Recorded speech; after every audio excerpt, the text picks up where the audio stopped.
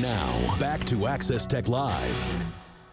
And we're back on Access Tech Live with me, Stephen Scott. Mark Aflalo as well here with us this week. Now, as we talked about earlier, it is Parkinson's Awareness Month. And this year already, we've seen some great tech that can help people. And of course, Mark mentioned the gyro glove, which was one we saw at CES this year. But it is more than just the physical, Mark. Oh, yeah, totally. I mean, Rune Labs is a company that's making major strides in the battle to understand and treat Parkinson's, recently securing FDA clearance for monitoring the disease with actually the Apple Watch, Stephen, and even more recently, the creation of software called StrivePD, which we're definitely going to find out more about.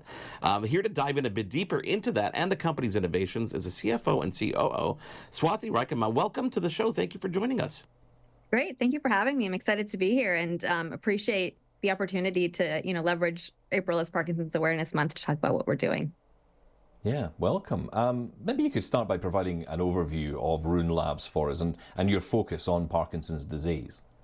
Yeah, absolutely. So Rune Labs is a data analytics company focused on neurodegenerative disease. And, simply what that means is we are looking at harnessing brain data through wearables such as the Apple Watch, which you have mentioned before. And our first use case is in Parkinson's. So there are many neurodegenerative diseases out there. We want to really be able to focus and, deliver a great solution to one and then move to others. And so what StrivePD does is what we've done is actually built an algorithm on top of the movement disorder application that's already exists on the Apple Watch. And what it does is it detects tremor and dyskinesia in people with Parkinson's. So tremor is, the common symptom when you see the shaking with people who have Parkinson's, and then dyskinesia is actually a side effect of the medication.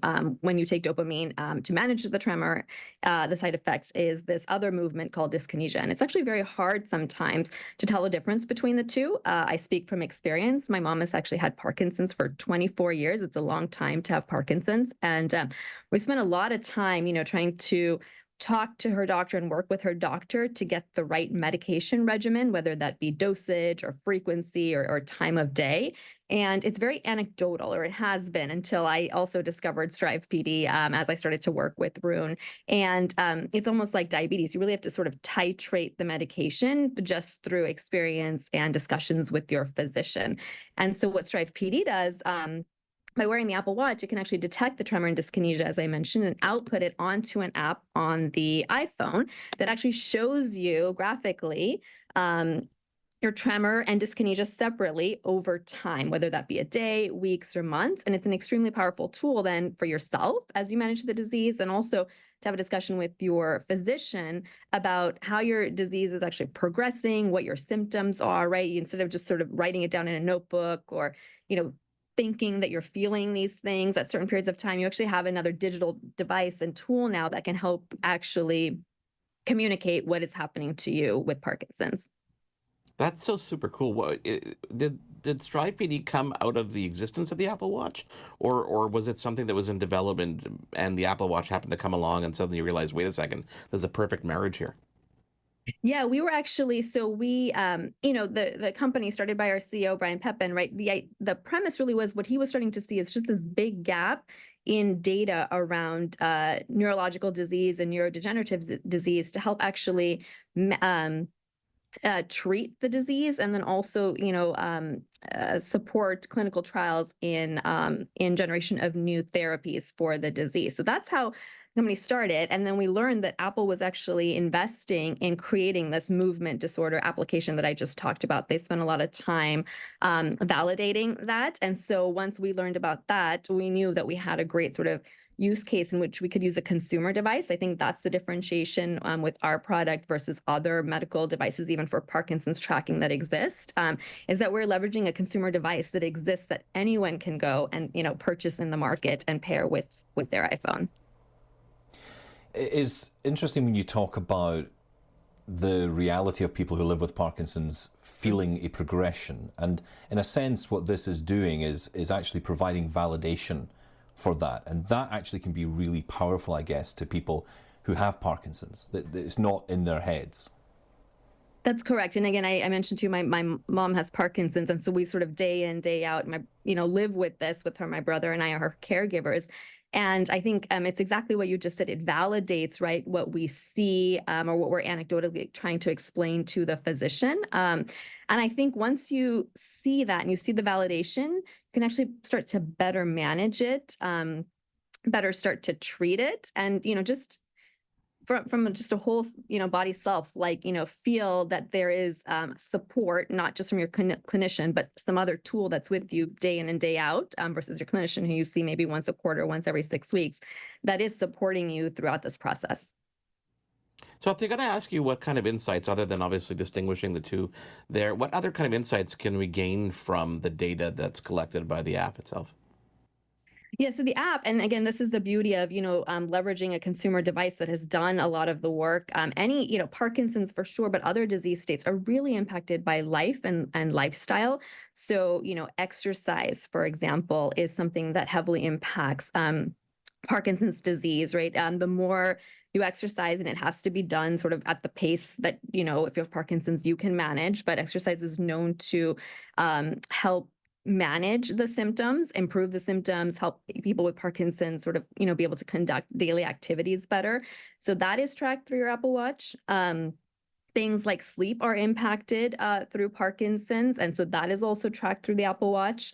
Your heart rate is tracked, right? So in addition to tremor and dyskinesia, which we have built the algorithm for on the Apple Watch, some of these other activities that I just mentioned, exercise, sleep, heart rate, are already being collected through the Apple Watch. And so what we do with StrivePD is actually pull that into our database as well. And we can overlay those activities with the tremor and dyskinesia. So you can see if any of those are impacting the different symptoms you're feeling as well. I mean, I can imagine there were plenty of technical challenges you had to overcome to create this app, but I also wonder about the limitations of the watch itself. Are there any limitations? Could you have gone further if the watch had this particular sensor or this particular element to it?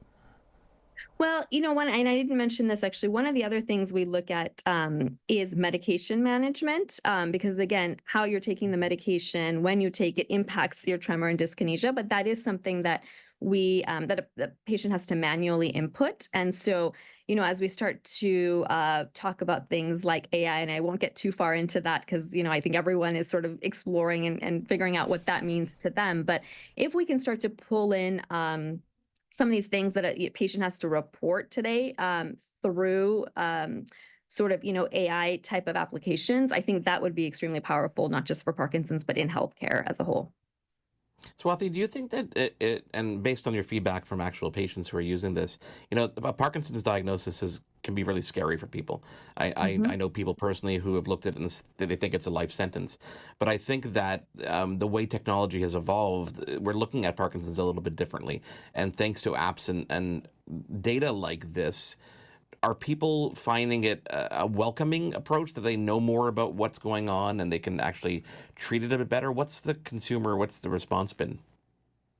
So we have over 8,000 users who are on the StrivePD platform, people with Parkinson's or caregivers, and feedback that we've gotten from many of them is it's just what you had said earlier. There's validation, and then there's the ability to actually physically see, on the app what's happening, and then as a result, just, feeling more in control of the disease to better manage it. And so I think what it allows folks to do, and I alluded to this a little bit earlier, right? You only see your physician, again, maybe every 3 months, 3 months if you're lucky. It's really 6 months, maybe every year, depending on sort of where you are in the disease progression. And outside of that, it can be lonely. Actually, that's what a lot of patients have said to us, is that it's lonely, right? You can try to find support groups which help for sure. And I encourage anyone with Parkinson's, to participate in those, because it does provide a community, again, to validate what one is feeling and experiencing.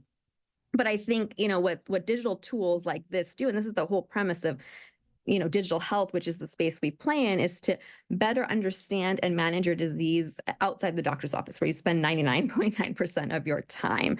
And so I think having this digital companion and tool is a way to, as you're using the technology, sort of be able to manage and understand when certain things are going to happen. Maybe you shouldn't be taking a walk at certain times, because now you start to see patterns and when you're going to have more tremor or dyskinesia. And so those are the sort of things that I think digital tools can help in terms of better lifestyle management. Do you see that devices like the Apple Watch actually help people get access to this kind of technology, this kind of capability more? Because, I think about all the different devices. There are many medical devices out there that can help with various conditions. And, they're wonderful, but they're often quite costly. Often, it's very, it's got a patchy option. The different parts of the country get access to some things. Some other parts of the world have access to others. Whereas the Apple Watch is fairly universal if you have access to it and has a low entry point for cost. Do you think that makes a difference here? I think that makes a world of difference. And, I mentioned earlier that my mom has Parkinson's and her doctor had actually, prescribed to her another medical device that would track tremor and dyskinesia, but it's for a very short period of time so that the doctor can make, an informed decision for, again, a period of time. So this medical device was being prescribed, for a 2-week period, after which the doctor would get the data and then, make a medication change or decision, for that period of time. I think the beauty of starting to build more health applications on readily available consumer devices is that you get a consistent stream of data. The patient also, or the person living with the disease also has access to the data. So it's not only your doctor who benefits, but it's you living with the disease who also benefits. And so I think this push again towards leveraging consumer devices is extremely powerful. The other thing I'll say about consumer devices, and I'll use the Apple Watch as an example, right? Apple has spent a great amount of resources and energy creating a great consumer device that, we all want to wear on a daily basis versus like a more clunky medical device. And so, being able to bring health applications onto consumer devices really just makes it a part of one's life versus a separate application that they have to use, which is more burdensome. Yeah, totally. Swati, where do you see the future of these therapeutics going and wearable technology in the treatment of Parkinson's? Yeah, I think the future is really, I think there is an adoption curve that's happening today where people are really starting to get used to relying on, digital technologies to manage their disease state. I think there's a heavy dependency, and again, as there should be, on your physician or your care team. But I think the more prevalent these become in the marketplace, not just with Parkinson's, but with other disease states, right, the more people are going to get comfortable with leveraging them to better manage their disease. I think, and again, I touched upon this earlier, there's this whole notion of AI. I think having, and there's got to be a lot of like barriers and boundaries around this. And so that's why healthcare hasn't fully, sort of gone into this just yet.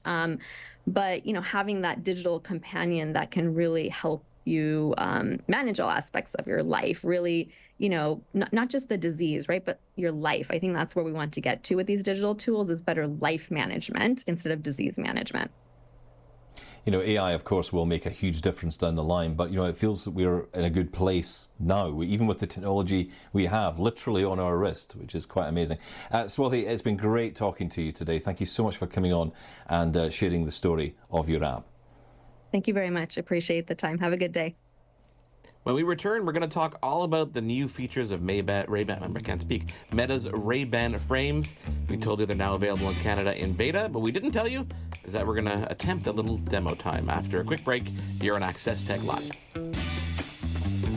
There's more Access Tech Live to come. Get involved and have your say at Access Tech Live on social media. We'll be right back.